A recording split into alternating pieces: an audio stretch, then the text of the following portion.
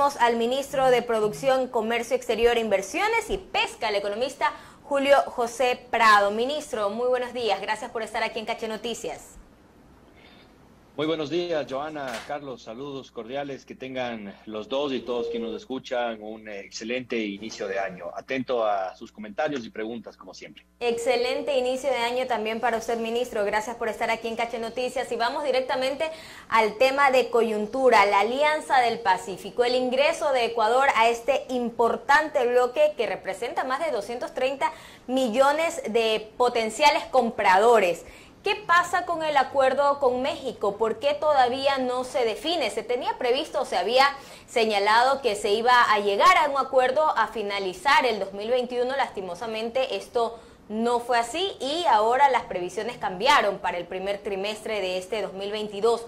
¿Cuáles siguen siendo los temas aún pendientes por solucionar para llegar a un acuerdo con México? Sí, Joana, mire, dentro de la estrategia de apertura comercial de los 10 nuevos acuerdos comerciales durante los próximos 3 años y medio, el principal y sobre todo, digamos, el que está en el camino más próximo, cercano a ser concretado, está México, como usted bien lo ha dicho. Teníamos una meta de poder tener cerrada la negociación hasta finalizar el año pasado, 2021, no sucedió por dos motivos. El primero, porque al darse la nueva variante Omicron, se cerraron varias de las negociaciones personales, presenciales que se iban a hacer, incluso una que iba a tener yo directamente con mi contraparte, la ministra de Comercio y de Economía de México, en Suiza, en un foro de la OMC muy grande que se iba a hacer, que se suspendió a inicios de diciembre. Ahora, estamos retomando, hemos retomado las conversaciones y las negociaciones de manera virtual, pero eso hace que obviamente el proceso sea un poquito más lento de lo que podría ser de forma presencial.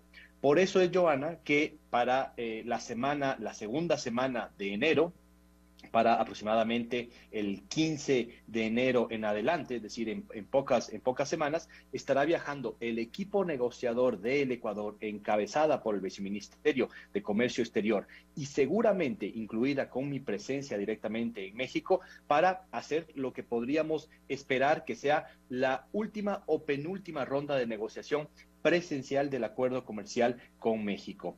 Y el tercer tema que está pendiente y que se hará justamente en esta negociación presencial que iremos a hacer en México es el acceso a mercados. Del lado de México hacia el Ecuador, México todavía tiene en su canasta de no definidos, como se llama en la negociación, temas relacionados con el acceso a mercados de productos como el banano, como el café, como el cacao y como el camarón. Y del lado del Ecuador todavía tenemos la misma canasta que hasta que no podamos definir todo el tema también de nuestro interés, temas en acceso a mercados en productos industriales, sobre todo manufactureros, en temas de calzado, en temas de textiles. Textiles y productos metalmecánicos específicamente, ¿no? Así es, Joana. Así es. Ahora, ministro, y justamente en el tema del banano y el camarón, que son los productos estrella de Ecuador, ¿por qué México no permite el ingreso a sus perchas? Yo sé también que la industria camaronera y bananera en México está creciendo. Supongo entonces que ellos creen, y lo ha dicho el mismo presidente mexicano, Manuel López Obrador, que representaría un riesgo el ingreso de estos productos ecuatorianos al mercado mexicano. Esos entonces son los temas aún que no se terminan de limar para llegar a un acuerdo comercial con ese país.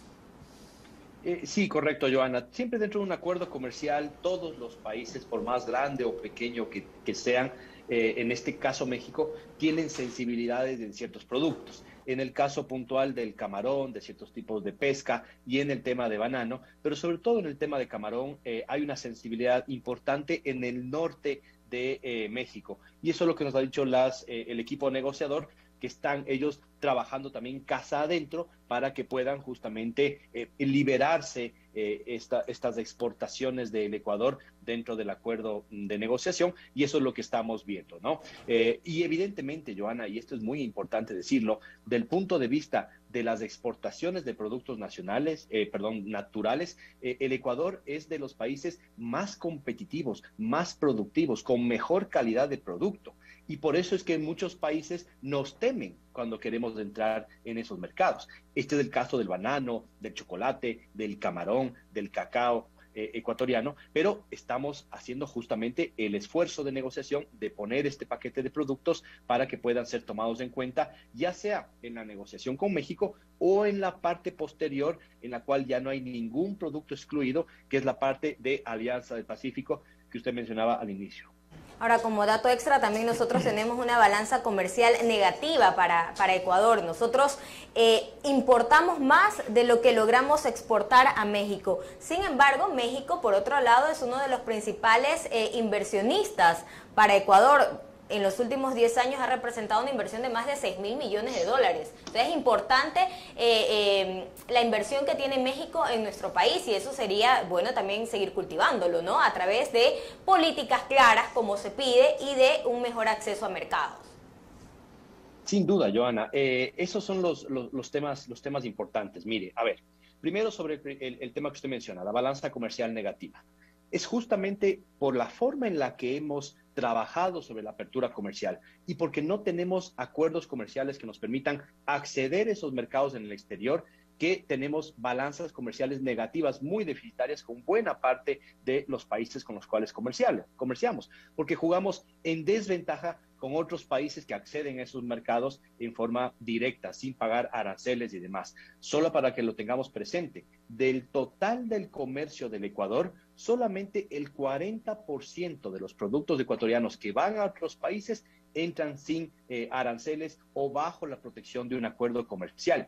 El resto de los productos, 60% de los productos, la gran mayoría, ingresan pagando aranceles y en condiciones menos preferenciales de la que tienen otros países. Colombia, Perú, Chile, Colombia está por encima del 85% de apertura, Chile y Perú por encima del 90 o 95% de apertura respectivamente. Eso es lo que tenemos que caminar hacia exportar más. Y evidentemente también, Joana y Carlos, por el lado de importaciones. También es muy importante importar con menores precios, importar más productos de varios países para que eso sirva al consumidor, pero que también sirva para las cadenas productivas, para el consumo intermedio industrial, como se llama esto, y esto es muy importante en la parte de productos industriales que tiene México y sin duda en la parte de productos de consumo.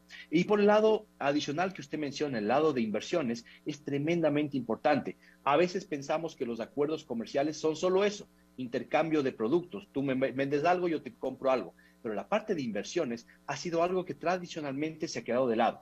Y ahora lo que estamos negociando en todos los acuerdos que estamos buscando son acuerdos integrales de nueva generación, que resuelvan el tema de acceso a mercados, pero que resuelvan temas de propiedad intelectual, de temas de inversiones, temas incluso verdes, temas de derechos laborales, temas de todo tipo, ¿no es cierto? Entonces, eso es lo importante de lo que estamos negociando en este nuevo acuerdo con México, que es de un muy alto estándar, y por eso es tan importante para nosotros en el gobierno tener este acuerdo, cerrarlo, ratificarlo después en la Asamblea, porque es la muestra de qué tipo de acuerdo es el que queremos hacer. Un acuerdo muy amplio, muy bien negociado y de alto beneficio para el Ecuador. Yo sé que esto depende también del lado mexicano, pero según los pronósticos, los planes, se ha dicho, ¿no?, para el primer trimestre de 2022, pero hay una fecha tal vez un poco más cercana, finales de enero, inicios de febrero.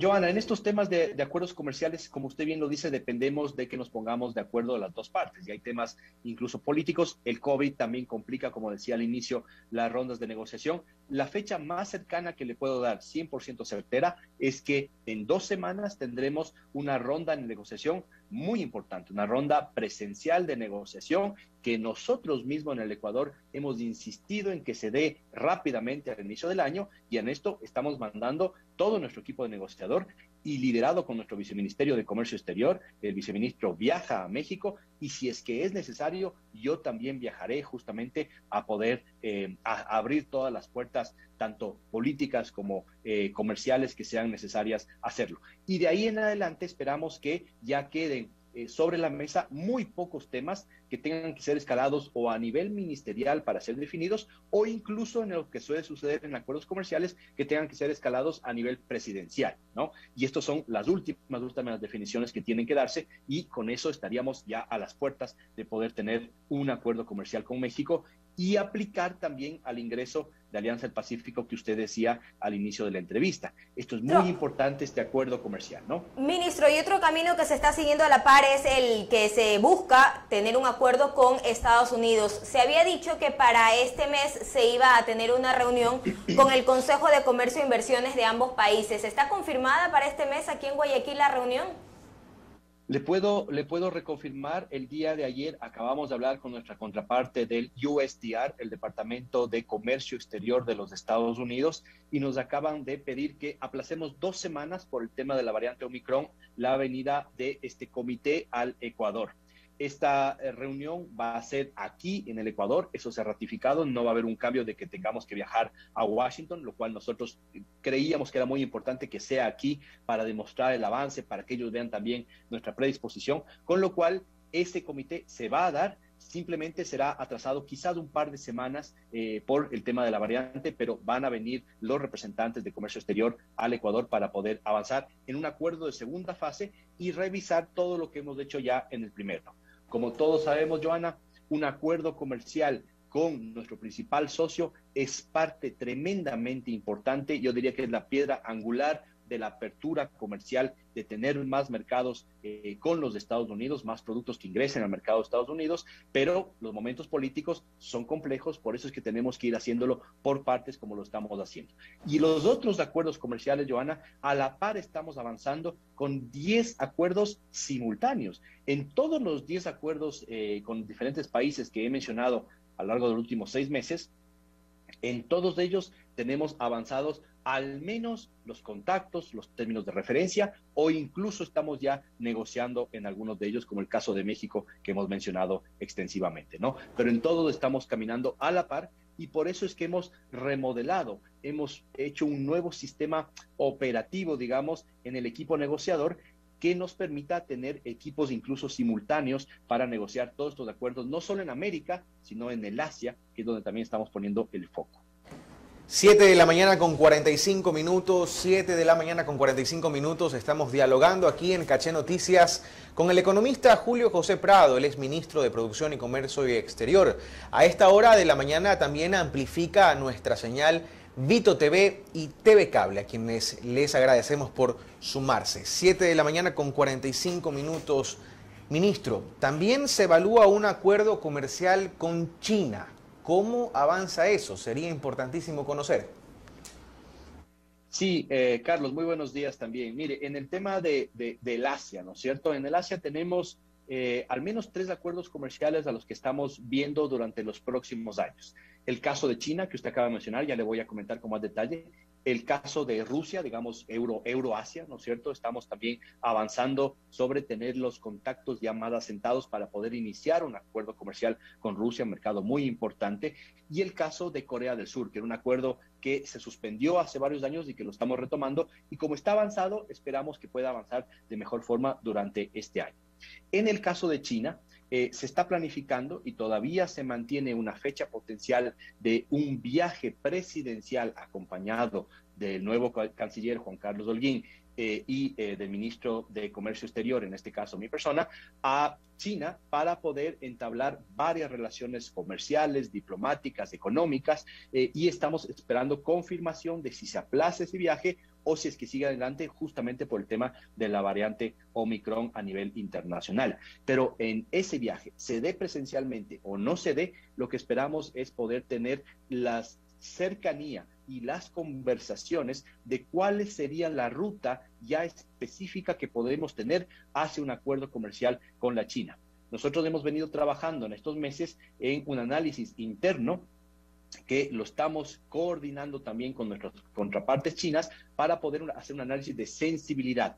Esa es la primera parte que tiene que haber dentro de un trabajo de buenas prácticas de negociación, análisis de sensibilidad en China y análisis de sensibilidad en el Ecuador. La siguiente parte será una firma de términos de referencia y ese ya podría ser el inicio de una negociación formal hacia, ojalá, hacia mediados o finales del año. Entonces todo irá en esa línea que he mencionado, Carlos. Suele pasar cuando se habla de acuerdos comerciales que la industria local teme, que hay temor entre quienes aquí dicen no, mejor no abrir las puertas porque luego no hay cómo competir y la industria local se va a ver afectada. ¿Qué le podría decir usted a ellos, ministro Prado? Carlos, esto es parte del proceso de apertura. Siempre más competencia genera temor, pero más competencia también es muy bueno porque genera más productividad, más eficiencia, más costos de importación más baratas, beneficia al consumidor y al final del día beneficia a todas las industrias del país. Con todas las industrias con las cuales estamos trabajando y tenemos un viceministerio entero dentro del Ministerio de Producción, de Comercio Exterior, Inversiones y Pesca, un viceministerio entero encargado de los temas de productividad, de competitividad, de ponerle a tono a la industria local para que pueda competir. Y le doy una noticia con la cual ya estamos por cerrar, ¿no es cierto?, este ofrecimiento que habíamos hecho de tener 20 clústeres industriales en el Ecuador. Para finales de este mes vamos a estar lanzando un evento muy importante en el cual vamos a dar a conocer todos los resultados de lo que es la puesta en marcha de estos 20 clústeres industriales. ¿Qué es un clúster? Una estrategia de innovación y colaboración para la competitividad sectorial, en colaboración público-privada. Y esto es lo que nos va a permitir, Carlos, justamente aprovechar esas oportunidades de los acuerdos comerciales de mejor forma, potenciar nuestros productos y minimizar los riesgos, que sin duda que los hay, pero reenfocar el esfuerzo de la industria local hacia mayor valor agregado, más innovación y poder salir adelante. Es la primera vez en el Ecuador que tenemos tan rápido, en menos de 7 meses, una estrategia basada en clústeres industriales sectoriales que antes nunca se había hecho y que en otros países, en Chile, en España, en Francia, en Inglaterra, en Colombia, aquí más cerca en Perú, han sido la piedra angular de la estrategia de competitividad y de productividad de los sectores productivos y de los países. Ministro, hablando de estrategias y de políticas para atracción de inversión y demás, ¿ya el gobierno nacional tiene listo el proyecto de inversiones que se va a presentar a la Asamblea Nacional? ¿Cuándo podría ser? Carlos, hemos venido trabajando durante los últimos meses, ¿no es cierto? Hay una base del proyecto que se presentó en la Ley de Oportunidades de hace un par de meses, como todos conocen, pero lo hemos ido mejorando, lo hemos ido reformando y está lista la base de esa estructura. La base está contenida o contiene básicamente 2 elementos importantes, al menos desde el punto de vista de inversiones. Un gran elemento relacionado con los temas de alianzas público-privadas. Ahí estamos haciendo reformas muy importantes para que la Secretaría de Alianzas Público-Privadas, en coordinación con este ministerio y el viceministerio de Inversiones que está bajo mi cargo, puedan justamente tener toda la facilidad para atraer más inversiones hacia los proyectos públicos, ¿no? Tenemos un catálogo de una gran cantidad de proyectos listos a disponibilidad de los inversionistas, pero que requieren algunas reformas legales para ser más rápidos y más interesantes a la inversión local e internacional. Y el segundo gran cuerpo que va a contener esta ley es todo lo que tiene que ver con reformas a la ley de zonas francas. Creemos que una capacidad que tiene el Ecuador para atraer inversión en forma masiva es generar un nuevo esquema de zonas francas, más moderno, más abierto y con una condición muy importante, Carlos, que no dependa la inversión o la creación de una zona franca de la voluntad de un burócrata o del político de turno y que sean solamente zonas francas de papel, sino que sean zonas francas vivas, que tengan atrás un proyecto económico, un proyecto empresarial, y eso es lo que estamos buscando. Las mejores prácticas de las zonas francas de Uruguay, de Colombia, de Costa Rica, por ejemplo, es lo que estamos tomando como base y eso será presentado en el proyecto de inversiones. Son detalles entonces que se van puliendo, que se van afinando, ya la estructura del proyecto de ley, lo ha dicho usted, está lista, pero ¿cuánto podría demorar pulir todo lo demás? ¿Hay alguna expectativa, alguna fecha tentativa para presentar? Mire, en su conexión de todas las semanas, la entrevista que tuvo ayer el presidente de la República, mencionó justamente que durante este mes, es decir, durante el mes de enero, hacia finales de enero seguramente ya, estaremos entregando, o el presidente tomará la decisión de enviar este proyecto a la Asamblea para su consideración. Como le digo, en la parte borrador, en la parte técnica, estamos prácticamente listos, estamos terminando de adecuar algunas cosas esta semana y ya se dará una decisión política del presidente cuando decida enviarla a la Asamblea. Pero yo creo que estamos a las puertas de poder ver ya ese proyecto de inversiones, muy importante, porque entonces tendremos ya dos de las patas más importantes de lo que sostienen la competitividad, todos los temas de reformas fiscales, el poder tener un sistema fiscal creíble, convencible, el hecho de que no tengamos que salir a emitir deuda cara en forma apurada, desesperada, ¿no es cierto? Eso da tranquilidad a los mercados locales e internacionales. El segundo elemento es la ley de inversiones que la estamos terminando de confeccionar. Y el tercer elemento, como todos sabemos, y lo ha anunciado también el presidente el día de ayer, la parte de la ley laboral, ¿no es cierto? Tener mejores condiciones de contratación para esos más de 6 millones de ecuatorianos que no tienen empleo. Eso el presidente lo ha anunciado, que no irá directamente a la Asamblea, sino que se hará una convocatoria nacional de diálogo, de discusión, y de ahí posteriormente iría básicamente a hacer un proyecto de ley. Así que eso es lo que estamos construyendo muy rápidamente, pero más allá de las leyes, más allá de la normativa, estamos teniendo acciones muy puntuales, muy concretas en este ministerio que nos llevan hacia ese camino de la mayor productividad y competitividad. Ministro, brevemente, ¿qué pasa con la eliminación de aranceles para la materia prima, para bajar costos de producción? El año pasado se eliminó aranceles para cerca de 600 partidas. ¿Esto va a continuar en 2022? Seguro que sí, Carlos. Una visión que tenemos en este ministerio y que viene directamente del presidente de la República es que tenemos que bajar costos de producción. Tenemos que bajar costos también para el sector de consumo, ¿no es cierto? Y esto tiene que ir siendo en forma paulatina. Ya hicimos lo primero, 667 partidas, la reforma arancelaria más importante que se ha hecho en la última década, se hizo el año anterior. Ahora estamos en el proceso de poder iniciar las conversaciones con los diferentes sectores y buscar el espacio fiscal para una segunda reforma. Esa segunda reforma arancelaria va a estar enfocada sobre todo en bajar los techos de algunos productos arancelarios que están por encima de lo que permite incluso la OMC, la Organización Mundial del Comercio.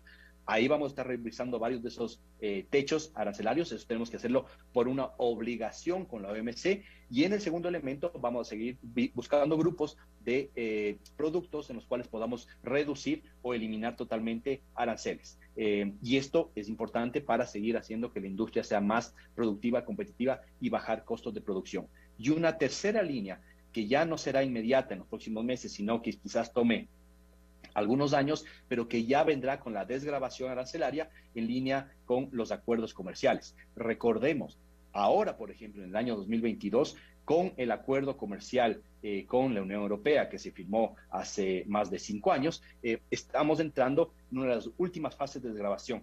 Y esto también va a significar que varios productos europeos entren al Ecuador con arancel cero o arancel 100% totalmente disminuido, ¿no? Esto es la importancia que tienen los acuerdos comerciales para la reducción de precios, para la mayor competencia y para traer materias primas más baratas de otros países. Que así sea, ministro. Y solo para terminar, la semana pasada nos contentábamos todos como ecuatorianos al conocer que Ecuador ha sido considerado el mayor productor mundial de camarón, según la revista Aquaculture. Una noticia que sin duda refleja que Ecuador va por buen camino. ¿Cómo lo toma usted?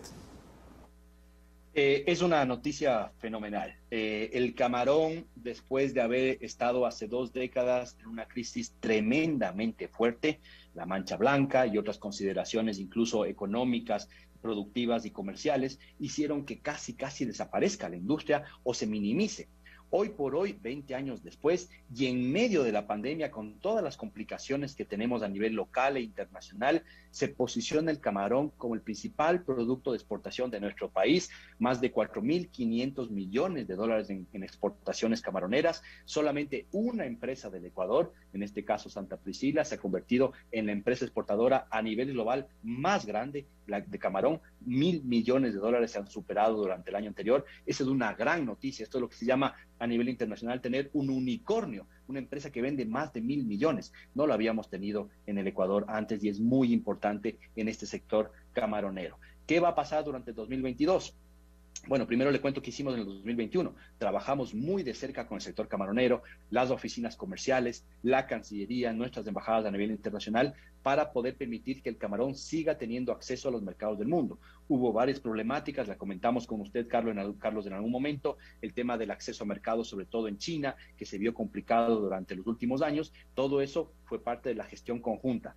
Ahora, con el sector camaronero, tenemos que enfocarnos en todo el plan de competitividad, seguir manteniendo el buen momento que tiene el camarón y seguirlo llevando al siguiente nivel, más productividad, más reducción de costos y que siga siendo uno de los productos de estrellas del Ecuador y que podamos, con ese ejemplo del camarón, el nivel de innovación, de tecnificación y de colaboración que ha habido en toda la cadena, que sea un ejemplo de que los productos de valor natural, digamos, del Ecuador pueden convertirse en ventajas competitivas para nuestro país y generar una gran cantidad de inversión y una gran cantidad de mano de obra en el país. Así que ese es el camino a seguir, Carlos. Y ojalá tener más empresas como Santa Priscila, que usted lo ha dicho, es importantísima para la economía del país. Queremos agradecerle al economista Julio José Prado, ministro de Producción, Comercio Exterior, que ha estado con nosotros esta mañana aquí en Caché Noticias.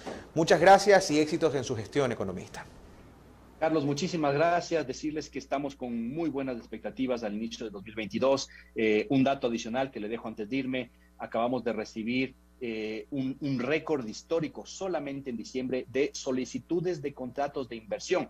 Usted habrá visto, ya habíamos roto la meta de contratos firmados de inversiones reales realizadas del año 2021, 2.200 millones, pero solo en diciembre nos ingresaron 198 solicitudes de contratos de inversión que representan 3.500 millones de dólares y que tendrán que irse resolviendo esas solicitudes durante los próximos 3 meses. Es decir, si logramos despachar todas esas solicitudes de inversión y están bien realizadas y son correctas bajo lo que dicta la normativa de inversiones, pues podremos tener un año absolutamente desbordado de inversiones durante el año 2022. Esa es la expectativa y a eso hemos venido, a trabajar y hacer que las cosas pasen en este ministerio. Muchísimas gracias, Carlos. Muy bien, éxitos, ministro, y muchas gracias a usted por este espacio en su agenda. Son las 7 de la mañana con 59 minutos y brevemente, solo para que quede clarísimo la importancia de la producción camaronera en el país, contribuye al 5% del Producto Interno Bruto, más de 5.000 millones de dólares en divisas, calcula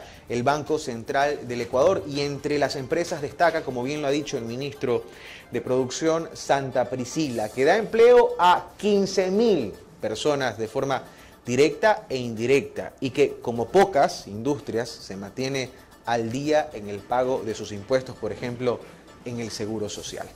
Mucho que imitar.